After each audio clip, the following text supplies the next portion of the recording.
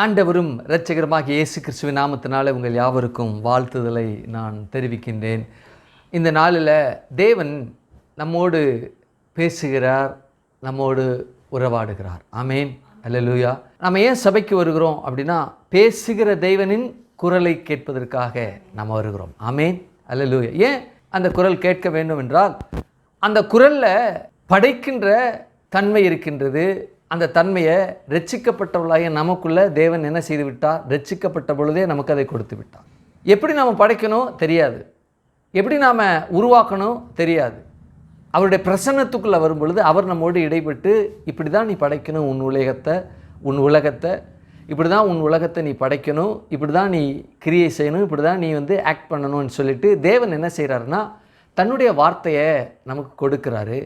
அது மாத்திரமல்ல, சபைக்கு தேவனை ஆராதிக்கும் பொழுது அந்த ஆராதனையில் இந்த வாரத்திற்குள்ள என்ன காரியங்களை நம்ம நடப்பிக்க வேண்டுமோ அந்த காரியத்தை ஆராதனையிலே என்ன செய்வார்? பேசி விடுவார். மனதில் ஒரு ஃப்ராக்ஷன் ஆஃப் செகண்டில் அப்படியே ஒரு ரீல் சல்லுன்னு என்ன செய்யப்படும்? முழுவதுமாக ஓட்டப்பட்டு முழுவதுமாக காண்பிக்கப்படும். வார்த்தையின் மூலமாக, அந்த காரியத்தின் மூலமாக. கரங்களை தள்ளல சொல்லுங்க. ஆமே, அதுதான் தேவன். அல்லேலூயா. அவரால் ஒரு இமைப்பொழுதில் படைக்கப்பட்ட வஸ்துக்கள் யாவையும் இன்று வரைக்கும் என்ன செய்ய முடியும்? ஒரு இமைப்பொழுதுக்குள்ளே நமக்கு எல்லாவற்றையும் வெளிப்படுத்தி விட முடியும் அவரால். ஆமேன், அல்லேலூயா.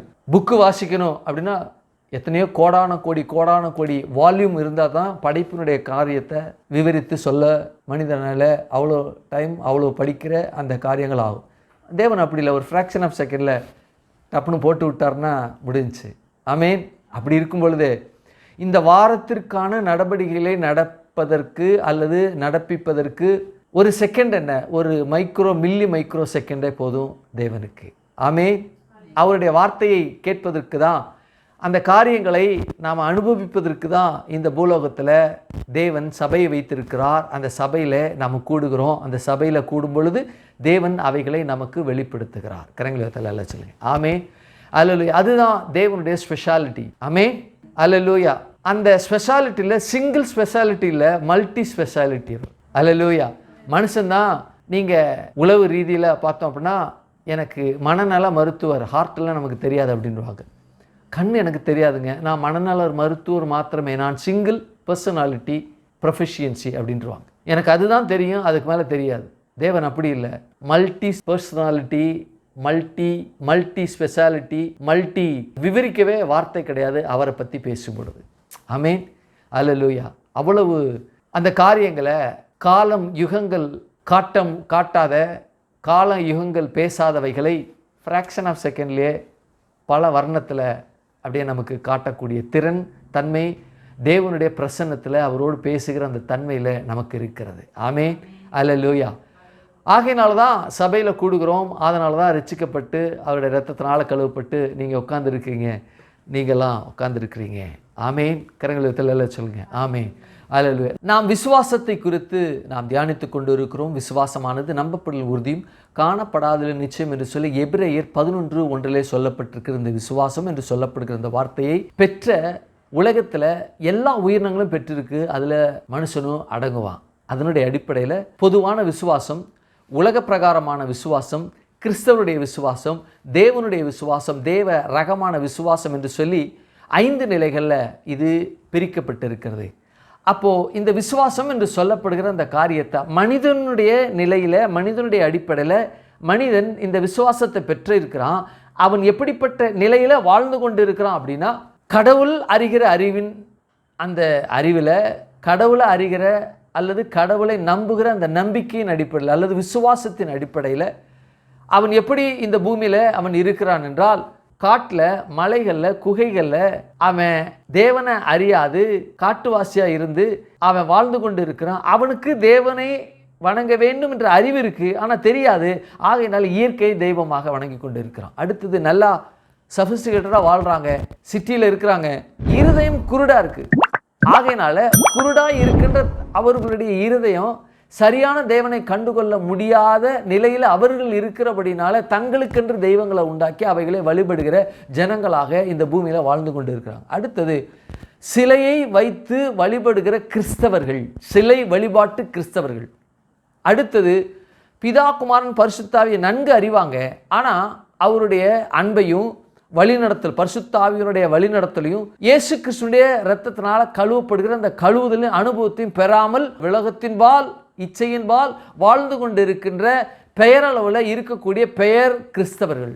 அடுத்தது யூதர்கள். அதற்கு மேலே இயேசுனுடைய இரத்தத்தினால கழுவப்பட்டு இந்த உலகத்தில் நம்முடைய சபையில் உட்கார்ந்து கொண்டு இருக்கிற நீங்களும், உலகத்தில் இருக்கக்கூடிய அனைத்து ஆவிக்குரிய சபையிலும் இருக்கக்கூடிய மக்கள் உயர்வான உன்னதமான மேலான நிலையில் வாழ்ந்து கொண்டு இருக்கிற ஜனங்கள். ஆமென். இந்த விசுவாசத்தின் அடிப்படையில் இந்த யூதர்கள் அவங்களுக்குள்ள ஒரு நம்பிக்கை இருக்குது. அந்த நம்பிக்கை என்னவென்றால், தேவன் வருவார் என்று தெரியும். எப்படி என்றால் மேசியா வருவார் என்று தெரியும். அவங்க எப்படி எதிர்பார்த்துட்டு இருக்காங்க? ராஜா குலத்தில் அவர் இந்த பூமிக்கு வருவார், ராஜா எப்படி ஆட்சி செய்வாரோ அதுபோல் எங்களை ஆட்சி செய்வார், அந்த ரீதியில் அவங்க பார்த்துட்டு இருக்காங்க. ஆனால் வந்துட்டு போயிட்டார் மேசியா. அந்த மேசியாவுக்கு பெயர் ஆண்டவராகிய இயேசு கிறிஸ்து. கரங்களை தள்ள சொல்லுங்க. ஆமே. அவர் எல்லாவற்றையும் முடித்து விட்டார். எல்லாம் நாம் முடிக்க வேண்டியதெல்லாம் கல்வாரி சிலை எல்லாம் முடிந்தது என்று சொல்லி முடித்து விட்டு போயிட்டார். அவங்க இன்னும் தேடிட்டு இருக்கிறாங்க. ஆனால் நாம் ஒரு நாளில் அல்லது நம்முடைய வாழ்க்கையில் கடவுளை நாம் தேடி அலைந்த நாட்கள் இருந்தது. அப்படிதானா? ஆமாம். மனசில் நிம்மதி இல்லை, பிரச்சனைகள், போராட்டங்கள், எவ்வளவோ காரியங்கள்லாம் இருந்துச்சு. ஐயோ என்னை விடுவிப்பார் யாரும் இல்லையா? அவர் வந்தார். யாரு? யூதர்கள் எதிர்பார்த்திருந்த அந்த மேசியா நமக்கு வந்து அந்த ரட்சிப்பை, அந்த விடுதலையை நமக்கு கொடுத்தார். ஆமென். அப்போ அந்த நாட்களில் யூதர்கள் என்று சொல்லப்படும் பொழுது யூதர்கள் அதே நிலையில் இருந்தாங்க. அதே நிலையில் இருந்தாலும் ஒரு சில பேர் இயேசுவை அண்டி வந்து இயேசுவை ஏற்றுக்கொண்டாங்க. அதில் ஒரு சில பேரில் குறிப்பாக ஒருத்தர் என்ன செய்தார்னா, இரவு நேரத்தில் இயேசுவை சந்திக்கின்ற வழக்கம் அவருக்கு உண்டு. அவர் இரவு நேரத்தில் வந்து, ஏன்னா அவர் யூதன், பரிசேயன், அது மாத்திரம் இல்லை போதிக்கிற போதகன். அப்போது எல்லாரும் மத்தியிலும் அவர் வந்து பார்த்தார் அப்படின்னா, இயேசுவை வந்து சந்தித்து அவரோடு பேசி அவரோடு இருப்பார் என்றால், பரிசேயன் இல்லையா இவரும், மற்ற பரிசேயர்லாம் இந்த பரிசேயரை ரொம்ப வித்தியாசமாக ட்ரீட் பண்ண வேண்டியது இருக்கும். அதை அவாய்ட் பண்ணுறதுக்காக இரவில் வருவார். அப்போ வருகிற அவரை பார்த்து ஆண்டவராக இயேசு கிறிஸ்து, நீ மறுபடியும் பிறக்கணும் அப்படின்னார். யார்கிட்ட பேசினார்? ரகசியமாக வருகிற அந்த மனிதர். அந்த மனிதருடைய பெயர் நிக்கதேமு. அந்த மனிதனுடைய பெயர் நிக்கதேமு. அப்போ நிக்கதேமு ரகசியமாக வர்றாரு. வந்த உடனே நீ மறுபடியும் பிறக்கணும்னா, நான் எப்படி பிறக்கணும்? எங்கள் அம்மா வயிற்றில் மறுபடியும் பிறக்க முடியுமா அப்படின்னு கேட்கும்போது அவர் சொல்கிறாரு, மோசேயுடைய ஆகமத்தை நீ தெரியுமே, உனக்கு அதை போதிச்சிருக்கிறியே, அதில் வனாந்தரத்தில் வெண்கல சர்ப்பத்தை அவன் உயர்த்தினா பொழுது பாம்பின் விஷத்தினால் கடிபட்டவர்கள், பாம்பினால் கடிபட்டவர்கள் இந்த விஷம் முறிவதற்காக அந்த வெண்கல சர்ப்பத்தை நோக்கி அவங்க என்ன செய்தாங்க? பார்த்தாங்க. வெண்கல சர்ப்பத்தை நோக்கி அவங்க பார்க்கும் பொழுது அந்த விஷம் முறிவடைந்து பிழைத்து கொண்டாங்க. உன்னையும் பாம்பு தீண்டி இருக்கிறது, ஒன்றை மாத்திரம் இல்லை, மூதாதையர்கள், இப்போ இருக்கிற ரபிமார்கள், பிரதான ஆசாரியர்கள் எல்லாரும் இந்த பாம்பு தீண்டி இருக்கிறது, பாவங்கிற பாம்பு தீண்டி இருக்கு, நீ என்னை நோக்கி பார்க்கணும். எப்படி பார்க்கணும்? வழிமுறைகள், கட்டளைகள், நியமனங்கள், கோட்பாடுகள், பண்டிகைகள், இன்னும் மாத பிறப்புகள் எல்லாமே என்னை பற்றி தான் பேசுது. அது உங்களுக்கு தெரியல, கண்கள் திறக்கப்படாமல் இருக்கிறனால அதை சடங்காச்சாரமாக செய்துக்கிட்டு இருக்கீங்க. ஆனால் அவைகள் மறைமுகமாக நியமங்கள், கோட்பாடுகள், நியாயப்பிரமாணங்கள்லாம் என்னை பற்றி தான் பேசுது. என்ன பேசுது? நீ செய்கின்ற நியாயப்பிரமாணம் உன்னை கழுவ முடியாது. நீ பெற வேண்டிய அந்த கழுவுதல் இதனால் என்ன வழி செலுத்துறதுனால, நியமனங்களை, கட்டளைகளை, கோட்பாடுகளை கைக்கொள்வதனால நீ அடைய முடியும் என்றால் முடியாது, நீ பாவியாக இருக்கிற என்று சொல்லி அந்த நியாயப்பிரமாணங்களை உன்னை குற்றம் செலுத்துகிறது. ஆகவே உன்னால் என்ன செய்ய முடியாது? அதை பின்பற்ற முடியாது. ஆகவே நான் நம்பி வந்த இந்த வழிமுறைகள், 10 கட்டளைகள், பிரமாணங்கள், வழிமுறைகள் எல்லாம் பொய்த்து போய்விட்டது. இயேசுவே இதோ வந்திருக்கேன், உம்முடைய கல்வாரி நிழலில் நான் வந்திருக்கிறேன். ஆகவே உம்முடைய இரத்தத்தினால என்னை கழுவுங்க என்று சொல்லி அப்படி நோக்கி பார்க்க வேண்டும் என்று சொல்லி சொன்னார். அதற்கு சொல்வதற்கு தேவன் அருமையான ஒரு வார்த்தையை பேசினார். அது என்னவென்றால், யோவான் 3:16, தேவன் தம்முடைய ஒரே பேரான குமாரனை விசுவாசிக்கிறவனோ அவன் கெட்டு போகாமல் நித்திய ஜீவனை அடையும்படிக்கு அவரை தந்திரளி, இயேசுவை தந்திரளி, மேசியாவை தந்திரளி, இவ்வளவாய் உலகத்தில் அன்பு கூர்ந்தார் என்ற வார்த்தை எப்போ அன்பு கூர்ந்தார்? கல்வாரி சிலுவையில் அன்பு கூர்ந்தார் அப்போதானா? இல்லை. உலக தோற்றம் முதற்கொண்டே, அல்லது இந்த ஃபவுண்டேஷன் ஆஃப் எர்த் அப்படின்றாங்க ஆங்கிலத்தில். அதுதான் ரொம்ப சிறப்பு. உலக தோற்றம்ங்கிறது அதாவது கிரியேஷன் ஆஃப் த வேர்ல்டு இல்லை, ஃபவுண்டேஷன் ஆஃப் த வேர்ல்டு. அப்படின்னா இந்த கிரியேஷன் ஆஃப் த வேர்ல்டுக்கும் ஃபவுண்டேஷன் ஆஃப் த வேர்ல்டுக்கும் நிறைய வித்தியாசம் இருக்குது. நான் உள்ளே போக விரும்பலை, ரொம்ப ஆழமாக இருக்குது. ஆனால் நான் சொல்கிறேன், ஃபவுண்டேஷன்னா இந்த பூமி உருவாவதற்கான சோர்ஸ் எங்கேருந்து இருக்கிறதோ அந்த நிலையிலிருந்தே என்ன செய்யணும், அழிக்கப்பட்டார் அப்படின்னு இருக்கு. கிரியேஷன் ஆஃப் த வேர்ல்டு என்றால் இந்த பூமி உண்டாகி இந்த பூமியில் நிலப்பரப்பு, அந்த உயிரினங்கள் எல்லாம் தோன்றி அதுக்கப்புறம் மனுஷன் உண்டாக்குனான். அதுதான் கிரியேஷனுடைய ஆரம்பம், மனிதனுடைய கிரியேஷனுடைய ஆரம்பம். அப்போவா? இல்லை. எப்போ? ஃபவுண்டேஷன் ஆஃப், ஆங்கிலத்தில் சரியாக வந்திருக்கு. ஆனால் மூல பாஷையில் இந்த பிரபஞ்சத்தில் எதுவுமே இல்லாத பொழுதே, இந்த ஒரு அணு கூட இல்லாத பொழுதே தேவன் என்ன செய்து விட்டார் என்றால் அடிக்கப்பட்டு விட்டார் நமக்காக என்று இந்த எபிரேய பாஷை பேசுகிறது. கரங்களை தள்ளல சொல்லுங்க. ஆமென், அல்லேலூயா. அப்பவே என்ன செய்து விட்டார்? அன்பு கூர்ந்து விட்டார். அப்போ அன்பானது இந்த பிரபஞ்சம் உருவானுச்சு. அந்த பிரபஞ்சத்துக்குள்ள இந்த சூரிய குடும்பம் இருக்கு. அந்த சூரிய குடும்பத்தில் பூமி இருக்கு. பூமியும் அழகாக தான் முதல்ல உண்டாக்குனார். பூமி முதல்ல அழகாக தான் இருந்துச்சு. அங்கே ஆதியாகமம் 1:1க்கும் 1:2க்கும் மிகப்பெரிய ஒரு இடைவெளி இருந்தபடினால அந்த இடைவெளியில் மிகப்பெரிய ஒரு தாக்கம் உண்டானது. அந்த தாக்கத்தினால அப்படிப்பட்ட வெறுமை, ஒழுங்கின்மை, இருள் என்ற காரியம் அங்கே வந்தது. நான் உள்ள போக விரும்பல. அந்த காரியம் வந்தது நிமித்தமாக அதுக்கப்புறம் தேவனாகிய கர்த்தர் ஜலத்தின் மேல் அசைவாடினார். அப்பவே பரிபூர்ண அன்பு அங்கே என்ன செய்தது? பயணித்தது. அப்போ அவர் உள்ளத்தில் என்ன இருக்கு? என்ன போல, என் ரூபத்தை போல ஒரு மனுஷனை உருவாக்கணும் இல்லையா? அப்போ மனுஷனை உருவாக்கணும் அப்படின்னா அந்த மனுஷன் இந்த பூமியில் வெறுமையில், இருளில், இந்த வெறுமையில் அவன் இருந்தான் என்றால் அவனுடைய வாழ்க்கையானது எப்படி இருக்கும்? எப்படி இருக்கும்? எப்படி இருக்கும்? வாழவே முடியாது. நல்லா இருக்கும் இல்லை, வாழவே முடியாது. வாழவே முடியாது. இருள் என்றால் என்ன? கவனிங்க. இருள் என்றால் எப்படிப்பட்ட இருள்னா, ஒரு குருடன் இருக்கின்றான் அப்படின்னா அந்த குருடன் பிறவி குருடனாக இருக்கின்றான் என்றால் எவ்வளவு வெளிச்சம் அவன் முகத்தில் பட்டால் அல்லது படுமானால் அவன் இருட்டாகவே இருக்கின்றது. அதுபோல இருள் இந்த பூமியின் மேல் இருந்தது. நான் சொல்ல வரலாற்றறிஞர்களாக சொல்கிறாங்க. அதை நான் முன்மொழிந்து வழிமொழிகிறேன் அப்படின்னு கூட வச்சுக்கலாம். அப்போ கண் எதற்கு? பார்ப்பதற்கு. எதை பார்ப்பதற்கு? காரியங்களை நடப்பிப்பதற்காக, பார்ப்பதற்காக இந்த கண் படைக்கப்பட்டது.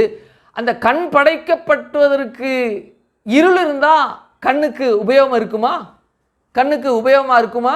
இருள் இருந்தால் இருக்காது, பார்க்கவே முடியாது. கண் இருளாக இருந்து ஒரு மனுஷன் கண் இருந்தால் அந்த கண்ணினால் அவனுக்கு பயனில்லை. அன்பு பயணித்தது. அன்பு பயணித்தது. அப்போது இந்த பரிபூர்ண அன்பு பயணித்தது நிமித்தமாக இந்த கிரியேஷன்லேயே தேவனாகிய கர்த்தர் என்ன செய்தார் என்றால் அந்த பயணத்தை, அந்த அன்பின் பயணத்தை தொடர்ந்து வைத்தார். எப்படி தொடர்ந்து வைத்தார்? கண்ணு பார்க்கணுன்னா வெளிச்சம் வேணும். ஒளி உண்டாக கடவுது என்றால் ஒளி உண்டானது என்று சொல்லப்படும். அது இன்னும் ஆழமாக இருக்குது. தமிழ்லையும் ஆங்கிலத்திலையும் ஏறத்தாழ ஒரே தான் இருக்குது. ஆனால் மூல பாஷையில் அப்படி கிடையாது. மூல பாஷையில் தேவன் ஒளி உண்டாக கடவுது என்று சொல்லி தாமே ஒளியானார் அப்படி தான் இருக்குது. ஆங்கிலத்தில் let there be light, there was light அப்படின்னு இருக்குது. தமிழில் ஒளி உண்டாக கடவுது என்று சொன்னார், ஒளி உண்டாயிற்று அப்படிதான் இருக்கு. ஆனால் மூல பாஷையில், எபிரேய பாஷையில் அப்படி கிடையாது. எப்படின்னா தேவன் ஒளி உண்டாக கடவுது என்று சொல்லி தாமே ஒளியானார் அப்படின்றது. இது எவ்வளவு பெரிய விஷயம் பாருங்க. அப்போ அன்பு என்ன செய்தது? அங்கேயே பயணிக்கின்றது. அங்கே எப்படி எபிரேய பாஷையில் பேசப்பட்டிருக்கு அப்படின்னா வயோகியோர், எகியோர், ஏலோகியும், வயோகிமோர் என்ற வார்த்தை பேசப்பட்டிருக்கு. அப்படி என்றால் தேவன் வெளிச்சம் உண்டாக கடவுது என்று சொல்லி தாமே வெளிச்சமானார். அதுதான் வயோகிமோர். ஆமென், அல்லேலூயா. அப்படி என்றால் இந்த தேவனுடைய அன்பு எப்படி பயணிக்கிறது என்றால் மனிதனை சுற்றி தான், மனிதனை நோக்கி தான் அது பயணிக்கும். ஏனென்றால் அவருடைய எண்ணம், அவருடைய யோசனை, அவருடைய மனது எதெல்லாம் இந்த இயற்கையின் சூழ்நிலை அவனுக்கு சாதகமாக மாத்திரமே இருக்க வேண்டும் என்பதற்காக அந்த பரிபூர்ண அன்பு அந்த மனிதனை நோக்கி, படைப்பை நோக்கி தான் நடந்து கொண்டிருந்தது. யோசிச்சு பாருங்க. மனுஷனை படைச்சிட்டு ஐயோ கண்ணு தெரில அப்படின்னா ஒளி உண்டாக கிடவுது அப்படிங்கள. அவன் பூமியில் வர்றதுக்கு முன்பாகவே அந்த ஒளி அவன்கிட்ட இருக்கணும். அந்த ஒளியை அவன் பார்க்கணும். ஒளியில தான் அவன் பிறக்க வேண்டும், அவன் படைக்கப்பட வேண்டும் என்று தேவன் விரும்புகிறார். அப்போது தேவன் இந்த பரிபூர்ண அன்பை இந்த கிரியேஷனுக்கு உள்ளே இல்லாமல் ஆங்கிலத்தில் சொல்லப்படுவது போல ஃபவுண்டேஷன் ஆஃப் எர்த் என்று சொல்லப்படுகிறது. அது சரியாக இருந்தாலும் நான் அதை காட்டிலும் இன்னும் மூல பாஷையில் எபிரேய பாஷையில் போனோம் அப்படின்னா, இந்த பூமி அதாவது அண்ட சராசரங்களை ஒரு அணு கூட இல்லாது இருக்கின்ற நிலையில் தேவனாகிய கர்த்தர் இந்த மனிதனை நினைத்து தாம் உண்டாக்கப்படுவோம் என்பதை நினைத்து அந்த மனிதன் மேலே அப்பவே அன்பு கூர்ந்து விட்டார் என்ற வார்த்தை பேசும். அதுதான் என் தேவன், நம்முடைய தேவன். ஆமென், அல்லேலூயா. அதுதான் கர்த்தர், அதுதான் இயேசு, அதுதான் பரிசுத்த ஆவியானவர், அதுதான் திருத்துவ தேவன். ஆமென், அல்லேலூயா. அப்போ அவங்க பாவம் செய்த பொழுதும் அன்பு பயணித்தது. தூதர்கள், தேவதூதர்கள் பாவம் செய்தாங்க, ஆனால் கையை விட்டாரு போ அப்படின்ட்டு. அவங்க தான் பிசாசா அலைகிறானுங்க. 33 கோடி ஆவிகள் இந்த பூமியில் என்ன செய்யுதுன்னா உலாவிக்கிட்டு இருக்கு. என்றாலும் ஒரு தகவலை சொல்கிறேன், இதை சொல்ல வேண்டியது அவசியம் இருக்குது. ஆண்டவராகிய இயேசு கிறிஸ்து கல்வாரி சிலுவையில் பிசாசுடைய தலையை நசுக்குவதற்கு முன்பு, நசுக்கின பின்பு 2 விஷயம் இருக்குது. எப்படி தேவனாகிய கர்த்தர் இந்த பூமியை 2ஆ பிரித்தார். எப்படி பிரித்தார்? அதாவது பாவ உலகம்தான் தெரியும், பரலோகமோ அல்லது இந்த ஆவிக்குரிய உலகமோ என்று தெரியாது. ஆவிக்குரிய உலகத்தில் பரலோகத்தில் தேவன் இருக்கின்றார் என்றும் அந்த தேவனை நாம் கண்டடைவதற்கான வழியை ஆண்டவராகிய இயேசு கிறிஸ்து பூமியில் வந்து மரித்தது நிமித்தமாக இந்த பூமியானது ஈஸியாக அக்சசபிலிட்டி நமக்கு கிடைக்க வேண்டும் என்று, ஆவிக்குரிய உலகத்திலிருந்து நமக்கு அக்சசபிலிட்டி நமக்கு கிடைக்க வேண்டும் என்பதற்காக ஒரு மரணமானது என்ன செய்தது? மிகப்பெரிய பங்கு வகித்தது. ஆமென், அல்லேலூயா. அப்போ இந்த தேவதூதர்கள் விழுந்து போயிட்டாங்க. அந்த விழுந்து போன அவங்க எப்படிப்பட்ட நிலையில இருந்தாங்க அப்படின்னா, தலை நசுக்கப்படாமல் இருந்தாங்க. நல்லா கவனிச்சுங்க. கல்வாரி சிலுவையில் நடந்த மிகப்பெரிய ஒரு சம்பவம் நடந்தது. என்னுடைய பாவம் அவர் மேல் வைக்கப்பட்டது, அவருடைய நீதி பரிசுத்தம் என் மேல் கடத்தப்பட்டது. ஆகவே அங்கே ஒரு டிரான்சாக்ஷன், ஒரு பரிவர்த்தனை எனக்கு நடந்துச்சு. ஆமென், கரங்களை தலையில் சொல்லி ஆமென். இது எவ்வளவு நிதர்சனமான உண்மையோ அதுபோல இந்த பூமிக்குரிய உலகம், பிசாசுடைய உலகம் என்று இருந்தது. அதுக்குள்ள வாழ்ந்து கொண்டு இருக்கிற ஜனங்கள் இந்த ஆவிக்குரிய உலகத்தை அக்சஸ் பண்ண முடியாமல் இருந்தது. அப்போ மரணம் என்னது? இயேசுனுடைய மரணமானது அக்சசபிலிட்டியை கொண்டு வந்துச்சு, மனிதர்களுக்குள்ள கொண்டு வந்துச்சா? கொண்டு வந்துச்சு. இது எப்படி நடந்ததோ, இது எப்படி உண்மையானதோ அதுபோல ஒரு மிகப்பெரிய உண்மையை நான் சொல்றேன். இதுக்கு முன்னாடி பாஸ்டர்ஸ் இதை பேசியிருப்பாங்களா என்ன என்று எனக்கு தெரியாது. நான் பேசுறேன். என்னவென்றால், ஆண்டவராகிய இயேசு கிறிஸ்து கல்வாரி சிலுவையில் அடிக்கப்படுவதற்கு முன்பாக இருந்த பிசாசு, அடிக்கப்பட்டதற்கு பின்பு இருக்கக்கூடிய பிசாசு என்று நான் பிரிக்கிறேன். அப்படின்னா ஆண்டவராகிய இயேசு கிறிஸ்து கல்வாரி சிலுவையில் அடிக்கப்படுவதற்கு முன்பாக பிசாசுடைய நிலை, அவனுடைய செயல்பாடுகள் எப்படி இருந்துச்சுன்னா மிகவும் பயங்கரமா இருந்துச்சு. ஏன் அப்படின்னா அவனுக்கு காலம் குறைச்சுன்னு தெரிஞ்சிருச்சு. அவன் தலை நசுக்கப்படல. ஆகையினால பூமியினுடைய பயங்கரமான பாவங்கள் எல்லாம் அகோரமா இருந்துச்சு. ஆகையினால தான் முதல் ஜலப்பிரளயம் வந்து அழிந்தது. ஆகையினால தான் சோதோம் கோமரா இருந்துச்சு, அழிந்தது. ஆகையினால தான் நினிவே பட்டணம் கூட பயங்கர கொடூர ஜனங்களா இருந்தாங்க. அங்கேயும் அழிவு வரும் என்பதற்காக யோனா தீர்க்கதரிசி அங்கே போய் சுவிசேஷம் சொன்ன பொழுது ரெட்டுடுத்தி அரசன் முதல் அடிமை வரைக்கும் மிருக ஜீவன்களுக்கு ரெட்டுடுத்தி இருந்த நிமித்தமாக தேவனுடைய இரக்கம், அவர் அன்புள்ளவர். ஆகவே அங்கே இறங்கினார். அதாவது நினிவே பட்டணத்து ஜனங்களும் சோதோம் கோமர ஜனங்களும் நோவா காலத்தில் இருந்த அந்த ஆதாமுடைய சந்ததி வந்த அந்த பிள்ளைகள்லாம் அவ்வளோ கொடூரமாக இருந்தது. காரணம் என்ன? பிசாசு தலை நசுக்கப்படாமல் இருந்தபடினால முழு பலத்தோடு வல்லமையோடு காரியத்தை செய்தான். எப்போ என் தேவன் கல்வாரி சிலுவையில் மரித்தாரோ தலை நசுக்கப்பட்டு, நசுக்கப்பட்ட நிலையில தான் அவன் இருக்கிறான ஒழிய, அப்போ அவனுக்கும் ஒரு காலம் இருக்குது. என்ன காலம்? கல்வாரி சிலுவையில் தலை நசுக்கப்படுவதற்கு முன், கல்வாரி சிலுவையில் தலை நசுக்கப்பட்டதற்கு பின். மறுபடியும் சொல்றேன், ஆண்டவராக இயேசு கிறிஸ்து கல்வாரி சிலுவையில் பிசாசுடைய தலையை நசுக்குவதற்கு முன், ஆண்டவராக இயேசு கிறிஸ்து கல்வாரி சிலுவையில் பிசாசுடைய தலையை நசுக்கப்பட்டதற்கு பின். மறுபடியும் சொல்றேன், ஆண்டவராக இயேசு கிறிஸ்து கல்வாரி சிலுவையில் பிசாசுடைய தலையை நசுக்கப்படுவதற்கு முன், ஆண்டவராகிய இயேசு கிறிஸ்து கல்வாரி சிலுவையில் பிசாசுடைய தலையை நசுக்கிய பின். நசுக்கப்பட்டதற்கு பின். ஆமென். 2 விதமான காரியம் இருக்கு. யோசிச்சு பாருங்க, தேவன் எவ்வளவு இந்த நாளில் நாம் பிறந்திருக்கிறோம், இந்த நாளில் நம்ம இருக்கிறோம் அப்படின்னா, பிசாசு தலையை நசுக்கப்படாது இருக்கும் பொழுது இருந்த ஜனங்களுடைய அவங்க பிசாசினால் எப்படிப்பட்ட சித்திரவதைகளை, எப்படிப்பட்ட காரியங்களை அவன் செய்திருப்பான். அதுக்கு உதாரணம் என்னன்னா, கல்வாரி சிலுவையில் பிசாசானுடைய தலை நசுக்கப்படாமல் இருக்கும் பொழுது பிசாசுனுடைய செயல்பாடுகள் ஒரு மனிதனுக்குள்ள எப்படி இருக்கும் என்றால் அதற்கு மிகப்பெரிய உதாரணம் யோபு. ஒரு நாளில் ஒட்டுமொத்த சபையோர் பவுஞ்சா பிள்ளைகள் மேலே விழுந்துட்டாங்க. 7 குமாரர் 3 குமாரத்திகள் 10 பேர் போயிட்டாங்க. அடுத்த வர்றான், சொத்து முழுவதும் அபகரிக்கப்படுகிறது. உச்சந்தலையிலிருந்து உள்ளங்கால் வரைக்கும் கொடிய பருக்கள். ஒரு பருவே, அதாவது கிங் ஸ்கார்பியன் இல்லையா, ராஜாளி நட்டுவாக்கள்னு சொல்லுவாங்க இல்லையா, அது கொட்டுனா எவ்வளவு கடுகடுப்பு இருக்கும், அவ்வளவு கடுகடுப்பு அந்த பாயில்ஸில், அந்த பருவில் இருக்கும் அப்படின்னு சொல்கிறாங்க வேத வல்லுநர்கள். இதுதான் தலை நசுக்கப்படாத இருக்கக்கூடிய பிசாசுடைய தன்மை. அதுதான் அவனுடைய மனது.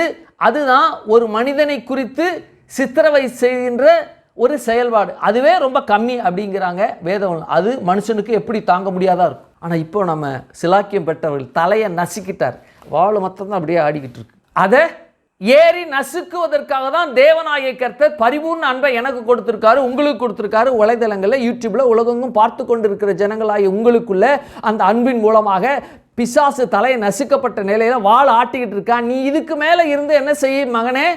அவன் மேலே அதிகாரத்தை, அது அவன் மேலே ஆளுகையை, அவன் மேலே ஆண்டு கொள்ளுதலை நீ நடப்பி அப்படிங்கிற. கோழி என்ன செய்யும் அப்படின்னா, பாம்பு வருது அப்படின்னா, ஒரு குட்டி பாம்பு வருது, நல்ல பாம்பு வருதுன்னா நல்லா தலையை போட்டு நல்லா நசுக்கி விட்டுரும். நசுக்கி விட்டு என்ன செய்யதா, தான் குஞ்சுகளுக்கு முன்னால் போடும். அந்த குஞ்சுகள் என்ன செய்யும், ஒன்றா கொத்தும், இது பண்ணும், வாலாட்டும். அந்த வாலாட்டுறது அதுக்கு புழு மாதிரி. யாருக்கு? அந்த கோழி குஞ்சுகளுக்கு. தூரத்துலேருந்து தாய் கோழி அப்படியே பார்த்துக்கிட்டே இருக்கும். வேகமாக ஓடுற மாதிரி தலையை நசுக்கப்பட்டு சிதைக்கப்பட்டு இருந்தாலும் சம்டைம்ஸ் வேகமாக ஓடுற மாதிரி இருந்தால் பறந்து போய் அந்த குட்டி பாம்பை மறுபடியும் நல்லா கொத்தி தான் முன்னாடி போடும்.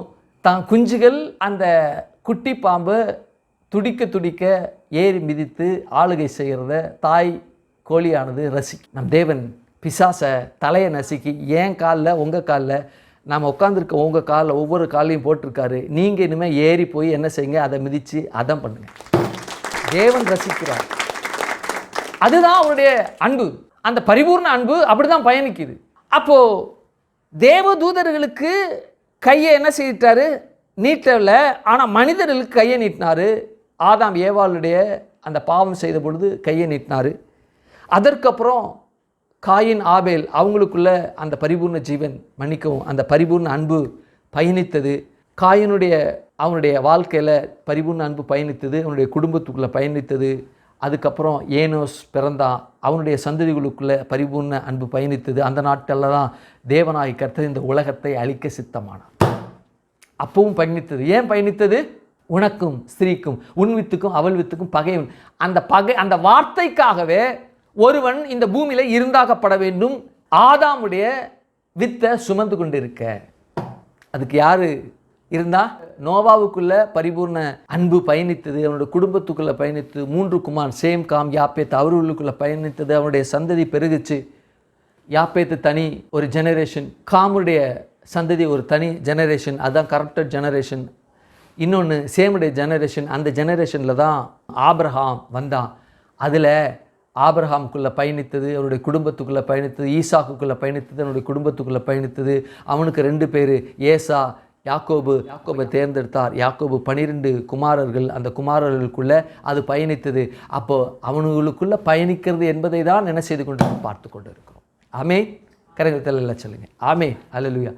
அப்போது யாக்கோபுடைய அவரோட குமாரனுக்குள்ளே எப்படி பயணித்தது என்றால் நாம் கடந்த நாட்களில் ரொம்ப ஆழமாக பார்த்துட்டு வர்றோம். இந்த யாக்கோபுடைய குமாரர்களுக்குள்ளே எப்படி பயணித்தது என்றால், அந்த யாக்கோபுடைய குமாரனாகிய ஒருத்தர் தான், அவன் பேர் யோசேப்பு. அவனுடைய பிள்ளைகளுக்குள்ளே ஒருத்தனை தேர்ந்தெடுத்து அந்த குடும்பத்தை பாதுகாக்க தேவனாகிய கர்த்தர் விரும்பினார். அப்படி தான் அந்த தேவனாகிய கர்த்தர் டிசைன் பண்ணியிருக்கிறார். கடந்த வாரத்தில் என்ன செய்யப்பட்டோம், அதை ஆழமாக பார்த்தோம். தன்னை பற்றி அவன் வெளிப்படுத்திட்டான். பரிபூர்ண அன்பு. அந்த யோசேப்பு எப்படி இருந்தான்னா, இயேசுவுக்கு முன்னடையாளமானவனாய் அல்லது யோசேப்புக்கு அனுமானமானவனாய் அவன் இருந்தான். ஆகவே இந்த யோசேப்பை தேவன் தேர்ந்தெடுத்தார். அவன் ஒரு இரட்சகனாக அந்த குடும்பத்தை பாதுகாக்க. எதிலிருந்து பாதுகாக்க? பஞ்சத்திலிருந்து பாதுகாக்க. எத்தனை வருஷம்? 7 வருட பஞ்சம். அதில் பாதுகாக்க தேவன் அவனை பயன்படுத்தினார், அவனை தேர்ந்தெடுத்தார். அப்போது அந்த விஷயங்கள்லாம் பார்த்தோம். தன்னை வெளிப்படுத்திட்டான். வெளிப்படுத்தின உடனே இது பார்வோனுடைய குடும்பத்தாருக்கு எல்லாரும் கேள்விப்பட்டாங்க. பார்வோனும் என்ன செய்தான்? தன் பங்குக்கு சந்தோஷப்பட்டாங்க. பார்வோனும் தன் பங்குக்கு என்ன செய்தான்? அவங்க இங்கே வந்து தங்கட்டும், வண்டிகளை அனுப்பு, தேவையானதை என்ன கொடுக்கணுமோ கொடு அப்படின்னு சொன்னார். வண்டிகளோடு புறப்பட்டு இப்போ எங்கே போயிருக்காங்க அப்படின்னா, எகிப்து தேசத்திலிருந்து பெயர்சபா அல்லது இந்த யாக்கோபு இருக்கின்ற கானான் இடத்துக்கு வர்றாங்க. அதுதான் இன்றைக்கி பார்க்க போகிறோம். அது எப்படி பரிபூர்ண அன்பு பயணித்தது, எப்படியெல்லாம் அந்த பயணம் அங்கே நடைபெற்றது என்பதை சொல்லி என்ன செய்ய போகிறோம், பார்க்க போகிறோம். ஆமென். அப்போது பார்க்குறோம் பாருங்க, வாசிங்க. ஆதியாகமத்தின் புத்தகம் 45:23 வாசிங்க. அப்படியே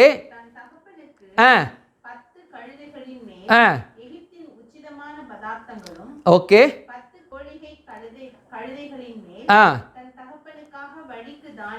வழிக்கு தானியமும் அனுப்பினான்.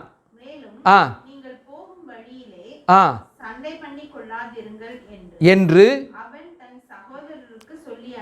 அனுப்பினான். போனார்கள். சரி, இப்போ எகிப்து தேசத்தை விட்டு புறப்பட்டானுங்க, அரண்மனை விட்டு புறப்பட்டானுங்க. இப்போ எங்கே போகணும்? அப்பாட்ட தான் வந்தாகணும். இப்போ அப்பா வீட்டுக்கு வர்றாங்க, உள்ள நுழையிறாங்க. சரி, வாசிங்க. 45:25 வாசிங்க.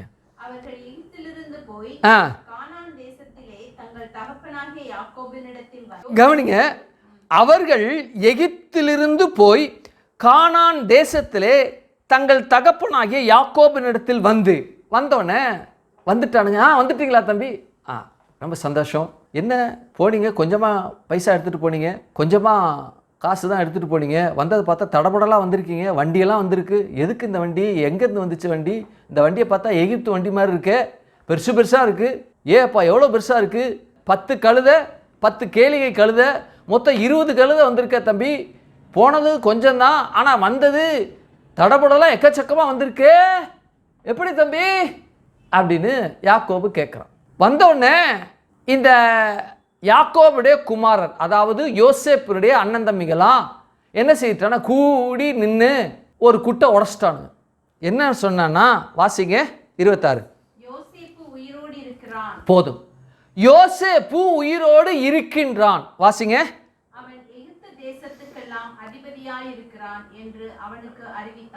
அவன் எகிப்து தேசத்திற்கெல்லாம் அதிபதியாய் இருக்கிறான் என்று அவனுக்கு அறிவித்தார்கள். கவனிங்க, உள்ள வர்றானுங்க. உள்ள வந்து எல்லாம் பார்க்குறான். என்னடா இவ்வளோ கொண்டு வந்திருக்கீங்க, பயங்கரமா இருக்கு அப்படின்னோடனே, வாங்க வாங்க உள்ள போவோம். என்னடா சொல்றா? வாங்க உள்ள போவோம், ஒன்று பேசணுமா? என்னடா நீங்க எங்கேயா திருடி வந்திருக்கீங்களா? என்னடா இப்படி ஆச்சு? எப்படிடா இவ்வளோ காசு கிடச்சி? வாங்க பேசுவோம், உள்ள பேசுவோமா? திக்கு. நான் கொஞ்சம் எக்ஸாக்ரேட் பண்ணி பேசுகிறேன். அதாவது சினிமா டைரக்டர்னா எப்படி அதை சித்தரிப்பாங்களோ அதுபோல் நானும் என்ன செய்கிறேன், சித்தரிக்கிறேன். உள்ளே போகிறான், அவனுக்கு ஒரு மாதிரியாக இருக்குது, திக்குன்னு இருக்குது. யாருக்கு? யாக்கோபுக்கு. போனோன்னே, உங்கள் யோசேப்பு உயிரோடு இருக்கிறான். யோசேப்பு உயிரோடு இருக்கான் சொல்லிட்டு, அவன் எகிப்து தேசம் முழுவதுக்கும் அதிபதியாக இருக்கிறான்ற வேற வார்த்தையை சொல்லிட்டான். எகிப்து தேசம் முழுவதுக்கும் அதிபதியாக இருக்கின்றான் என்ற உடனே அவன் என்ன ஆயிட்டானா, அப்படியே ஃபெயிண்ட் ஆயிட்டான். அவன் இருதயம் மூர்ச்சை அடைந்தது. அப்படின்னா அப்படியே ஸ்டன் ஆயிட்டு நிற்கிறான். என்னடா சொல்றீங்க? ஏன்னா யோசேப்பு செத்துட்டான்னு இவன் ஏற்கனவே அண்ணனுங்கெல்லாம் யோசேப்புனுடைய தம்பிங்கெல்லாம் சேர்ந்து ஒரு நாடகத்தை ஆடினானுங்க. என்ன நாடகம்? இவன் வேற இடத்துல ஆடு மேய்ச்சிட்டு இருக்கான்னு சொல்லி இவனை அனுப்பி வச்சாரு. அனுப்பி வச்சோன்னு இதோ சொப்பனக்காரன் வர்றான், டே இவனை கொன்றுவோம், இவனை கொன்னுட்டோன்னா இவன் சொப்பனை எப்படி பழிக்குதுன்னு பார்ப்போம். என்னது? செய்துட்டு இவனை இஸ்மவேலர் இடத்துல 20 வெள்ளிக்காசுக்கு வித்துட்டான். 20 வெள்ளிக்காசுக்கு வித்துட்டா மறுபடியும் இவங்க அப்பனுக்கு யாக்கோபுக்கு தன் குமாரனை பற்றிய விவரத்தை சொல்லியான். எங்கடா காணோம்? ஏண்டா நீங்க 12 பேர், இவன் என் பக்கத்திலே இருந்தான், 11 பேர் ஆடு மேய்ச்சிட்டு இருந்தீங்க, இவனை அனுப்புனேன், எங்க அவன் அப்படின்னு கேட்பாங்களா இல்லையா? கேட்பாங்க. அப்போ இவன் என்ன செய்தான் அப்படின்னா, இவனுங்களுக்குள்ள ஒரு ஆடை அடித்து, அவன் அங்கேயே உரிந்து ஒரு ஆடை அடித்து ரத்தத்தை அதில் தெளிச்சிட்டு அவங்க அப்பாவை லிட்ரலாகவே நம்ப வச்சுட்டாங்க. ஒரு அந்த நாட்களில் நடக்கக்கூடிய நடவடிக்கையில் இது ஒன்று. எப்படி அப்படின்னா, காட்டில் துஷ்ட மிருகம் இருக்கும், அது யாரை வேணாலும் பீறி போடும், என்ன வேணாலும் பண்ணும், எதிர் உள்ளவங்களை பீறி போட்டு அவங்கள தின்றும். இதெல்லாம் சர்வசாதாரணமாக நடக்கின்ற ஒரு விஷயம்தான் அந்த நாட்களில். இந்த நாட்களில் தான் மனுஷன் நிறைய ஆயுதங்களை வச்சு விலங்குகளை தன் கட்டுப்பாட்டுக்குள்ளே வச்சுருக்கான். அப்போல்லாம் அந்த நாள்லாம் சிங்கத்தை புலியெல்லாம் அப்படிலாம் பண்ணவே முடியாது. அப்போ என்ன ஆயிடுச்சு அப்படின்னா, இவனுங்களை நம்ப வச்சாங்க. வாசிங்க 37:31. அவர்கள் யோசேப்பின் அங்கே எடுத்து அடித்து இரத்தத்தில் தோய்த்து பல வருணமான அந்த அங்கியை அனுப்பி, இதை நாங்கள் கண்டெடுத்தோம், உம்முடைய குமாரன் அங்கியோ அல்லவோ பாரும் என்று சொல்ல சொன்னான். கண்டு அங்கிதான்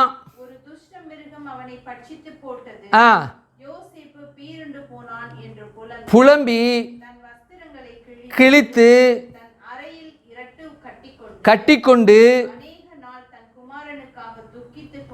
அநேக நாள் தன் குமாரனுக்காக துக்கித்து கொண்டிருந்தான். என்ன கவனிங்க, இந்த யாக்கோபு யோசேப்புக்காக துக்கித்து கொண்டிருக்கிறான் என்ற இந்த விஷயமானது அந்த நாட்களில் ஒரு சம்பிரதாயம். என்ன அப்படின்னா, ரெட்டு உடுத்தி குமாரன் இறந்துட்டான் அப்படின்னு, அகால மரணம் அடைந்துட்டான் அப்படின்னு ஒரு குடும்பத்தில் கேள்விப்படும்போது, அந்த குடும்பத்தில் உள்ளவர்கள், குறிப்பாக தகப்பன் அல்லது தகப்பன் இறந்துட்டா குடும்பத்தில் உள்ள மூத்தவன், அவருடைய தாய், இவங்கெல்லாம் என்ன செய்வாங்கன்னா, ரெட்டு உடுத்தவும் சாம்பலில் இருக்கவும் அங்கேயே கிழித்து கொண்டு என்ன செய்வாங்க, மௌனமாக இருக்கிறது அந்த நாளில் ஒரு வழக்கம். அப்படி இருந்தாங்கன்னா தன் மகனுக்காக இலவு கொண்டாடுவதற்கு சமம், அல்லது தன்னுடைய கணவனுக்காக இலவு கொண்டாடுவது, அல்லது தன்னுடைய தகப்பனுக்காக இலவு கொண்டாடுகிற ஒரு சம்பிரதாய சடங்கு தான் இந்த ரெட்டு உடுத்துதல், கிழித்து கொள்ளுதல்.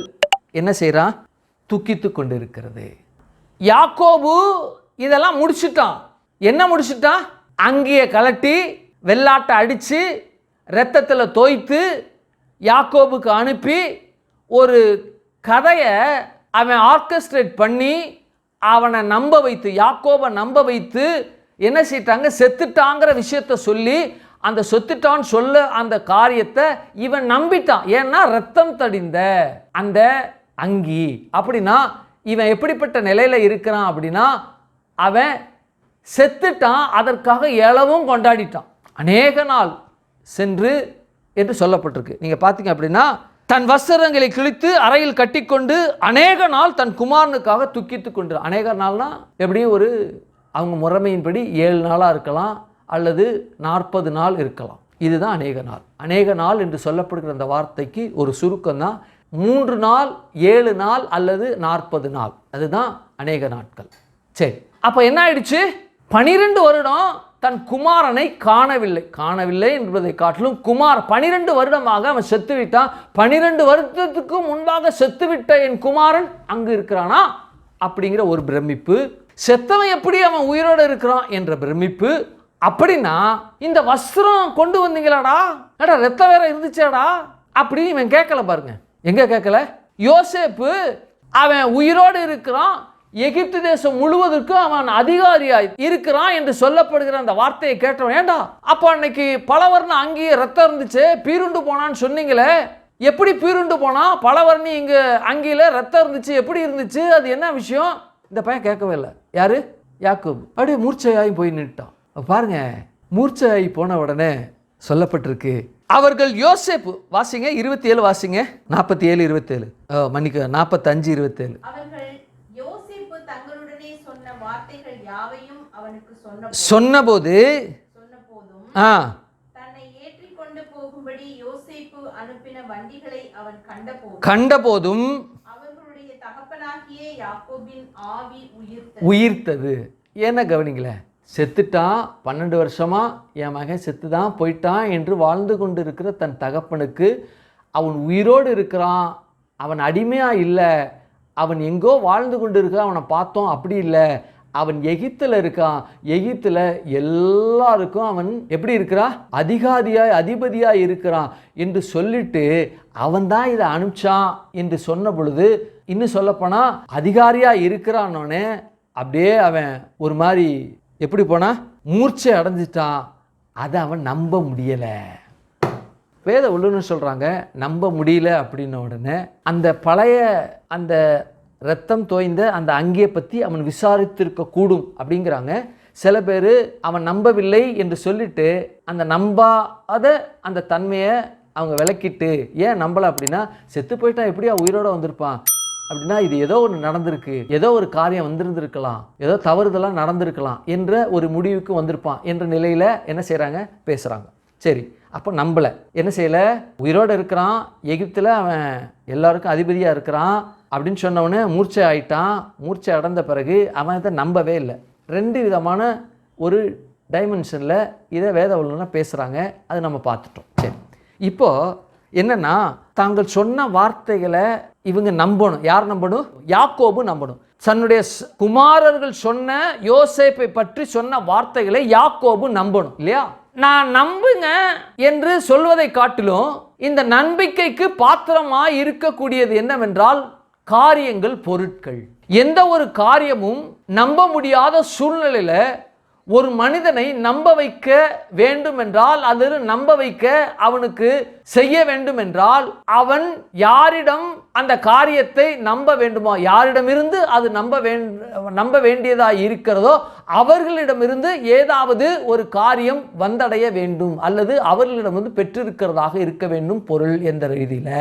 இப்போ ஒரு சினிமான்னே வச்சுக்குவோமே, ஒரு சினிமா, ஏதோ ஒரு தகவலை ஒருத்தர் சொல்றாரு. அந்த தகவலை சொல்றதுக்கு அவர் ஏதோ ஒரு காரியத்தை கொடுக்கணும். அந்த காரியத்தை கொடுத்தாதான், இவர்தான் கொடுத்து விட்டார், இப்படிப்பட்ட தகவலை இவர்தான் சொன்னார் என்று கேட்கிறவர்கள் நம்பத்தக்கதாக சொன்னவர்கள் அங்கே இருக்கிறது இல்லாம, யாரிடமிருந்து எந்த காரியத்தை பெற்றார்களோ அந்த காரியத்தை பெற்று அவர்கள் தங்கள் பொருட்களை கேட்கிறவர்களிடத்தில் காண்பித்தால்தான் எஸ் இவர் தான் சொன்னார் என்று இவர்கள் சொல்லுவது என்று அவர்கள் நம்ப முடியும் கேட்கிறவர்கள். இதுதான், இப்படி தான் படத்தை சித்தரிப்பாங்க. இது இவர்களா ஐடியாலஜி கிடையாது, வேதத்திலிருந்து எடுத்ததான் அதை அப்படியே சித்தரிச்சிருக்கிறாங்க. வேதத்திலிருந்து சித்தரிச்சிருக்காங்க. படம் அப்படின்னா, படத்தில் ஏதோ ஒரு விஷயத்துக்காக ஒரு விஷயத்த சொல்கிறாருன்னு வச்சுக்கோமே, அந்த விஷயத்தை வாங்கிட்டு அதை கேட்கிறவர்கிட்ட அதை சொல்லணும். யார்கிட்ட அனுப்புகிறாங்களோ அவங்கள்ட்ட வர்ற ஒரு மீடியேட்டர் இவங்கள்ட்ட அந்த விஷயத்தை சொல்லணும்னா, அந்த விஷயத்தை கேட்கிறவர்கள் நம்ப வேண்டும் என்றால், யார் அனுப்பினாரோ அவர் அனுப்பினவரிடமிருந்து ஏதாவது பொருள் இருந்தால் தான் கேட்கிறவர்கள் நம்ப முடியும் இல்லையா? அப்போ என்ன செய்வாங்க சினிமாவில், நான் சொல்கிறேன் இதை நம்பு, இதை நம்புறதுக்கு இந்த என் மோதிரத்தை எடுத்துகிட்டு போ, இல்லாட்டினா என்னுடைய இந்த ஸ்பெக்ஸை எடுத்துகிட்டு போ, இல்லாட்டினா என் பென் இந்த இதை எடுத்துகிட்டு போ, நான் சொல்கிற காரியத்தை அவங்க நம்பணும்னா இதை பார்த்தா நம்புவாங்க, கொடு அப்படின்னா இவங்க போய் சொல்லுவாங்க. நான் கதை எப்படியா நம்புறதுண்ணா, இதை பாருங்கள், நீங்கள் தெய்வமா அல்லது நீங்கள் உயர்வாக நினச்சிருக்கிற அந்த மனிதரை சொன்னார் என்பதற்கு இது சாட்சி. அவர் கொடுத்து விட்டார் கண்ணாடி அல்லது பேனா அல்லது மோதிரத்தை கொடுத்து விட்டார், அவர் தான் கொடுத்தார். என்ன செய்வாங்க? நம்புவாங்க. இது வேறு எங்கேருந்து எடுக்கலைங்க, வேதத்திலேருந்து தான் எடுத்திருக்கானுங்க சினிமாக்காரங்க. யோசேப்பு என்ன செய்தான்? எங்கள் அப்பா நம்ப மாட்டார், என்ன பண்ணி என்ன கதையை உருட்டி விட்டு அந்த உருட்டெல்லாம் அவர் நம்பிக்கிட்டு இருக்காருன்னு எனக்கு தெரியாது.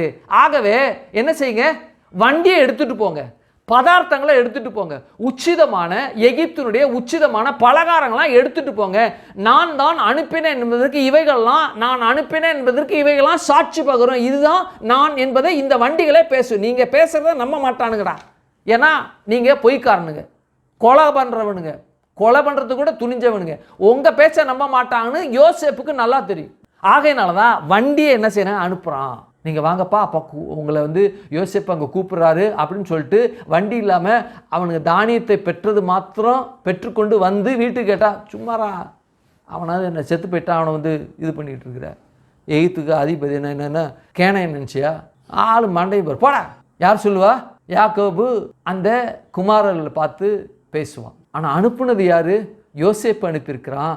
ஆகவே இங்கே என்ன செய்கிறான் அப்படின்னா, வண்டியையும் மாடுகளையும் கழுதையும் கேளிகை கழுதைகளையும் 10 அனுப்பி பதார்த்தங்களை, உச்சிதமான அந்த தின்பண்டங்களாம் என்ன செஞ்சானுன்னு தெரில. தின்பண்டங்கள் இருக்குது. நம்ம தின்பண்டம்லாம் முறுக்கு, சீடை, அதிரசம், அப்புறம் என்ன கலகலா கொலகலா எல்லாம் நம்ம நிறையா செய்வோம்ல, அது மாதிரி நமக்கு தான் அது தின்பண்டம். இவன் தின்பண்டத்தில் அவன் என்ன வச்சு தின்னானோ தெரியாது. ஏன்னா உயரத்தில் இருக்கிறான், பார்வோனுக்கு அடுத்த ஸ்தானத்தில் இருக்கான். அவன் தின்பண்டம் எப்படிப்பட்ட தின்பண்டமோ தெரியாது. தின்பண்டங்கள் அனுப்பினோன்னே இதை பார்க்குறான். பார்த்த உடனே எஸ் நம்பிட்டான். சொல்லிட்டு அப்பொழுது இஸ்ரவேல்னா யாரு? யாக்கோபு, என் குமாரனாகிய யோசேப்பு இன்னும் உயிரோடு இருக்கிறானே, இது போதும், நான் மரணம் அடையும் முன்னே போய் அவனை பார்ப்பேன் என்றான். என்ன கவனி, இது ரட்சிப்பினுடைய மிகப்பெரிய ஒரு உள்ளார்ந்த ஆழ்ந்தமாய் சொல்லப்பட ஆவிக்குரிய காரியங்களுக்கு இருக்கு. யோசேப்பு யாரு? இயேசுவுக்கு முன்னடையாளமானவன், அல்லது யோசேப்பு இயேசுவுக்கு பிரதிபலிக்கிறவனாய் அவன் இருக்கிறான் இல்லையா? கரங்கள் தள்ள சொல்லுங்க. ஆமென், அல்லேலூயா. அப்போ இந்த யோசேப்பு தன் தகப்பனையும் தன்னுடைய சகோதரிகளையும் தன்னுடைய சித்தியினுடைய தாதியையும் தன்னுடைய தாயினுடைய தாதியையும் என்ன செய்யறா? கூப்பிட்டு வரணும் இல்லையா? அப்போ கூப்பிட்டு வரும்பொழுது என்ன செய்யறான்னா, அவர்கள் நலத்தை என்ன செய்யறான்னா அவன் விரும்புகிறான், எதிர்பார்க்கிறான். ஆமென், அல்லேலூயா. சின்ன எந்த துரும்பு கூட இல்லாம என்னன்னா தன்னகத்து அந்த யோசேப்பு அழைத்து வருகிற அந்த காரியம் இருக்கு இல்லையா, அது பரலோகத்திற்கு கலைத்து செல்வதற்கு ஒப்பமையா பேசப்பட்டு சொல்றேன் பாருங்க. யாக்கோபை தனக்குள்ள வச்சுக்கணும், தன்னோடு வச்சுக்கணும்னு யோசேப்பு நினைக்கிறான். யோசேப்பு நினைக்கிற நினைப்ப தகப்பனுக்கு அறிவிக்கப்படுகிறது. அதற்கான எல்லா எவிடன்ஸும் யோசேப்பு என்று அனுப்பிட்டான். இப்ப யாக்கோபு எல்லாவற்றையும் நம்பிட்டான். நம்பின பிறகு இந்த யோசேப்பு கிட்ட யாக்கோபு போகணும். இந்த யாக்கோபு கிட்ட இருக்கக்கூடிய சகல காரியங்களும் சகல எல்லாமும் யாரோட போய் சேரணும்? யோசேப்பு இடத்துல இருக்க வேண்டும். குறிப்பா மனிதர்கள் என்று வைத்துக்கொள்வோம். இதை எப்படி நான் பார்க்கிறேன் அப்படின்னா, இயேசு கிறிஸ்துவை விசுவாசி, அப்பொழுதும் நீயும் உன் வீட்டாரும் ரட்சிக்கப்படுவீர்கள். கரங்களை வைத்தல்ல. ஆமென். இவன் நம்புறான், என் குமாரன் உயிரோடு இருக்கின்றான், தேவகுமாரன் உயிரோடு இருக்கின்றார், அவர் என்னை ரட்சித்து என்னை அழைக்கின்றார், நான் மாத்திரமில்லை என் குடும்பத்தார் மொத்தமும் போவோம் என்ற ஒரு ரீதியில் யாக்கோபுடைய ஒட்டுமொத்த பிள்ளைகளும் அடிமைகளும் தாதிகளும் அவனுடைய மனைவிகளும் எல்லாரும் போயிடுறாங்க. இது எவ்வளவு உண்மையோ அதுபோல ரட்சிக்கப்படுகிற எந்த குடும்பத்திலும் தேவனாகிய கர்த்தர் ரட்சிப்பை அந்த குடும்பத்தில் நடத்துகிறார்களோ, அந்த குடும்பத்தில் யார் இருக்கின்றார்களோ எல்லோரும் பரலோகம் போகும்படி ரட்சிப்பு அவர்களுக்குள்ளும் பலன் செய்யும். இது அப்படியே என்ன செய்யுங்க, பிக்சரைஸ் பண்ணி பாருங்க. பழைய ஏற்பாடு, புதிய ஏற்பாடு. பழைய ஏற்பாட்டினுடைய அந்த அழைப்பு, பழைய ஏற்பாட்டில் அழைக்கிற அந்த அழைப்புக்குள்ள யார் இருக்கான்னா யாக்கோபு இருக்கிறான். யாக்கோபுடைய மனைவி, யாக்கோபுடைய தாதிகள், யாக்கோபுடைய பிள்ளைகள், யாக்கோபுடைய பேர பிள்ளைகள், அடிமைகள், வேலைக்காரர்கள் எல்லாம் இருக்கிறாங்க. எல்லோரும் எகிப்துக்கு போறாங்க யோசேப்பு கிட்ட. இப்ப எகிப்து எப்படிப்பட்ட இடமா இருக்கிறது? இரட்சகரினுடைய பிளேஸா இருக்கு. இது எப்படி ஒரு சித்தரிக்கப்பட்ட ஒரு சித்திரமா இருக்கிறதோ, இயேசு பரலோகம் இந்த பூமியில ஸ்தாபிக்கப்பட்டு விட்டது. இந்த ஸ்தாபிக்கப்பட்ட இந்த பரலோகத்தினுடைய ஒரு எக்ஸ்டென்ஷன் இந்த ரட்சிப்பு இருக்கிறது. பரலோகத்தினுடைய ஒரு எக்ஸ்டென்ஷன் தான் இந்த பூமியில அவருடைய ராஜ்யம் இயங்கிக் கொண்டு இருக்கிறது. இந்த இயங்கிக் கொண்டு இருக்கிற இந்த பரலோக ராஜ்யத்தில் நான் மாத்திரம் இல்லைங்க, என்னுடைய வீட்டில் இருக்கிற எங்க அம்மா, எங்க அப்பா, என்னுடைய சித்தப்பா, பெரியப்பா, என்னுடைய அண்ணன், தம்பி, மச்சா, மாமா யாரு இருந்தாலும் ரட்சிக்கப்படுவார்கள் நிச்சயமாக. ஏனென்றால் இது யோசேப்புக்கு இப்படி ஒரு காரியம் தன்னுடைய தகப்பன் மூலமாக இருக்கிறவர்களுக்குள்ள நடந்ததோ அதுபோல நமக்குள்ளும் இது நடக்கும் குமாரன் மூலமாக.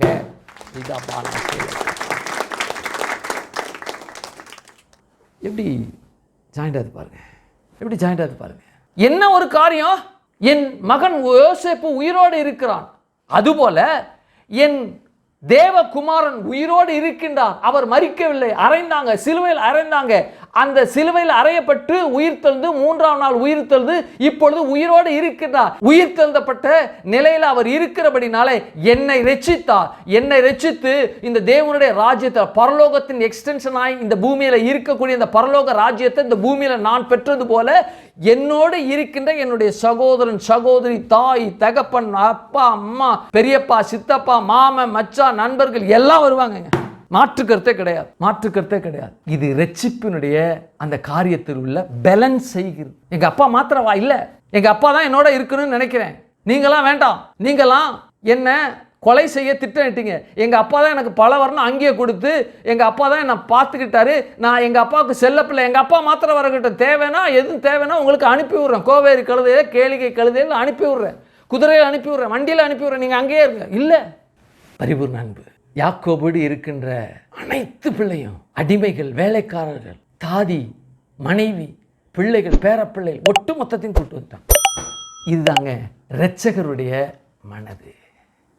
இயேசு கிறிஸ்து குடும்பத்தில் ஒரு நபரை தொடுவார், ஆனால் அந்த குடும்பத்தில் உள்ள எல்லோரும் தொடுவார். இதுதான் வேதம், இதுதான் தேவனுடைய மனது. இது எப்படி உண்மையோ அதுபோல அன்றைக்கு நடந்தது. எல்லாரும் வாங்க, எல்லாம் வாங்க, ஒருத்தர் கூட இருக்கக்கூடாது, எல்லாத்தையும் காலி பண்ணிட்டு வாங்க. எவ்வளோ அற்புதமான ஒரு செயல் பாருங்க. பரிபூர்ண அன்பு யோசேப்புக்குள்ள, யாக்கோபு குடும்பத்துக்குள்ள பயணிக்கிறது ரட்சிக்கப்படுவதற்காக, உணவின் மூலமாய் பாதுகாக்கும்படியாக. எவ்வளவு ஒரு அற்புதமான ஒரு செயல், ஒரு அதிசயமான ஒரு நடவடிக்கை இது. ஏன் தெரியுமா? அந்த குடும்பத்துக்குள்ள இயேசு வரப்போறார், அந்த குடும்பத்துக்குள்ள ஒரு இரட்சகர் வரப்போறார், அந்த குடும்பத்துக்குள்ள பிசாசுடைய தலையை நசுக்கிறவர் வரப்போகிறார், அந்த குடும்பத்துக்குள்ள உலகத்துள்ளே அநேக பிள்ளைகள் இரத்தத்தினால கழுவப்பட போறாங்க என்ற அந்த செயல் அந்த நபர், அந்த இயேசுக்குள்ள இந்த மரிப்பது நடக்க போகிறார், அவர் வரப்போகிறார். ஆகையினாலதான் இது நடக்கும்.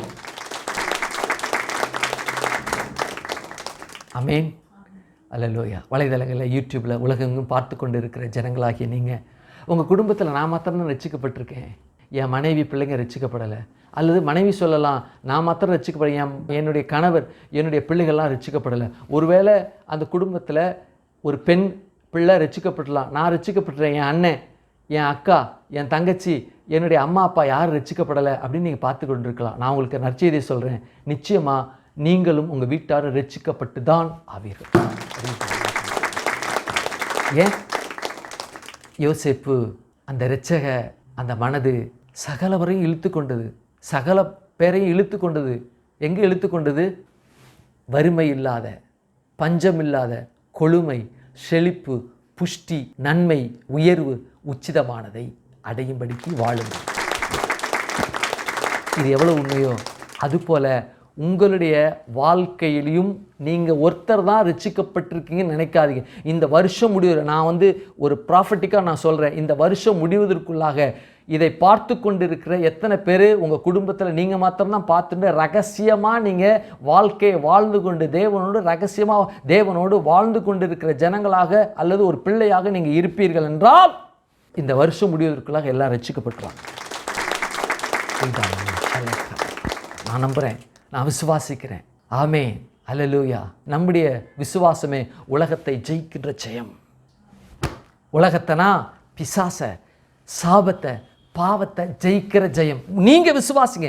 யோசேப்புடைய அவனுடைய ரட்சிக்கின்ற அந்த விடுதலையை, அந்த ரட்சணியத்தை அங்க அவனுடைய தகப்பனை ஒரு பேரும் குறைவில்லாமல் இழுத்து பாதுகாத்து அவர்கள் போஷிக்கப்படுவார்களானால் என்னுடைய குடும்பத்தில் நான் மாத்திரம் இல்லை, என் குடும்பத்தில் அனைவரும் ரட்சிக்கப்பட்டு தேவனுடைய ஆசீர்வாதத்தினால் போஷிக்கப்படுவார்கள். நம்புங்க, அது அப்படியே நடக்கும். இது எப்படி அங்கே நடந்தது? என்ன காரியத்தை அவங்க பெற்றுக்கொண்டாங்க? அந்த யாக்கோபு அதை நம்பினதுக்கு அப்புறம் அவனுக்குள் எவ்வளவு பெரிய மாற்றங்கள் உண்டானது. அந்த மாற்றங்கள் ரட்சிக்கப்படுகிற இந்த நாளில் எப்படிப்பட்ட அந்த நிலையில் ஜனங்கள் இருக்கிறாங்க. அந்த நாளில் யோசேப்பு, யாக்கோபு இருந்தது போல இந்த நாட்களிலும் இந்த ஜனங்கள் நம்முடைய ரட்சிக்கப்படாதவர்கள் இருக்கிறாங்க என்பதை குறித்து நாம் என்ன செய்ய போகிறோம், வருகிற வாரத்தில் நம்ம பார்க்க போகிறோம். கண்களை மூடுவோம் அந்த கால வேலை. ஹல்லேலூயா. ஆமென். நேசிக்கின்ற எங்கள் பரலோக பிதாவே, குமார் நாய் நாமத்தினுடைய சமூகத்தில் உங்கள் பிள்ளைகளாக நாம் வருகிறோம். எவ்வளோ நல்லவங்க அப்பா. நீங்கள் ஒரு மனுஷனை வச்சு அந்த மனுஷனுள்ள குடும்பத்தில் உள்ள எல்லாரையும் அழைத்து கொண்டு எகிப்துக்கு கூட்டு போனீங்க ஆண்டவரே. அது அந்த குடும்பத்தில் இருக்கிற எல்லா நபர்களுக்குள்ளேயும் பரிபூர்ண அன்பு மிதந்து தவழ்ந்து ஆண்டவரே அது பிரவாகித்து ஓடினதை எங்களால் காண முடிந்தது. அதுபோல் இந்த செய்தியை பார்த்து கொண்டு இருக்கிற உலகத்தில் வலைதளங்களில் யூடியூப்பில் உலகெங்கும் பார்த்து கொண்டு இருக்கிற ஜனங்கள் ஆண்டவரே அந்த குடும்பத்தில் ஒரே ஒரு நபர் இருப்பாங்கன்னா எல்லோரும் ரட்சிக்கப்பட நீங்கள் கிரியை செய்ததற்காக உமக்கு நன்றி. முதலாவது இயேசு கிறிஸ்துவை விசுவாசி, அப்பொழுது நீயும் உன் வீட்டாரும் என்று சொல்லப்படுகிற வார்த்தையானது இந்த வசனத்தை கேட்டுக்கொண்டு இருக்கிற ஜனங்களுக்குள்ள, குடும்பத்துக்குள்ள, தனி நபர்களுக்குள்ள ஆண்டவரே ஹல்லேலூயா ரட்சிக்கின்ற வல்லமை பிரவாகித்து ஓடி அவர்கள் அதிலே மூழ்கி ரட்சிக்கப்பட்டு அவர்களும் அவர்கள் வீட்டாரும் ஆண்டவரை ரட்சிக்கப்பட்டார்கள் என்று சொல்லி அந்த வார்த்தையை காதுகள் கேட்க ஆண்டவரை கமெண்ட்ஸ் மூலமாய் ஆண்டவரை தெரிவிக்க கத்த நீங்கள் உதவி செய்தமைக்காமக்கு நன்றி செலுத்துகிறோம். எங்கள் சபையில் புதிதாக வந்தவர்கள் ஆண்டவரே அவர்களும் அவர்கள் வீட்டாரும் ரட்சிக்கப்பட கத்த நீங்கள் உதவி செய்தமைக்காமக்கு நன்றி செலுத்துகிறேன். அவர்களுக்குள்ள அந்த பரிபூர்ண அன்பு பிரவாகித்து ஓடி அவர்களும் இந்த அன்பை ருசிக்கவும், ரட்சிக்கப்படாத குடும்பத்தில் இருக்கிற பிள்ளைகள் ரட்சிக்கப்படவும், அவருடைய சகோதர சகோதர தாய் தகப்பன் அவர்கள் ரட்சிக்கப்பட கத்த நீங்கள் உதவி செய்தமைக்காமக்கு நன்றி செலுத்துகிறோம். இதை கேட்டுக்கொண்டு இருக்கிற மருத்துவமனையில் இருக்கக்கூடிய வலியோடு வேதனையோடு மரண படுக்கையில் ஆண்டவர் வியாதியின் படுக்கையில் இருக்கிறவர்கள் இந்த பரிபூர்ண அன்பு கடந்து சென்று பரிபூர்ண சுகத்தை அவர்களுக்கு கொடுத்தமைக்காது பெற்றமைக்காமக்கு நன்றி. என்னை குணப்படுத்துகிற மருந்து அல்ல, மாத்திரை அல்ல, ஆஸ்பத்திரி அல்ல, மருத்துவம் அல்ல, இயேசு என்னை குணப்படுத்தினார் என்று அவர்கள் ஆண்டவரே சாட்சி சொல்ல கத்த நீங்க கிருபை செய்திருக்காமக்கு நன்றி செலுத்து. கரத்தில் ஒப்பு கொடுக்கிறோம். ஆசீர்வதிங்க, பலப்படுத்து, காத்துக்கொள்ளுங்க, நன்மையினாலே முடிச்சுட்டுங்க. இயேசுவின் நாமத்தில் ஜெபிக்கிறோம் ஜீவனுள்ள நல்ல பிதாவே. ஆமே ஆமே. ஒரு பாடலை பாடும் பொழுது ஆண்டவருக்கென்று காணிக்கையினால அவரை ஆராதித்து காணிக்கையினால அவர் நாமத்தை உயர்த்தி கிருபையினால காரியங்களை நாம் பெற்றுக்கொள்வோம். ஆமே.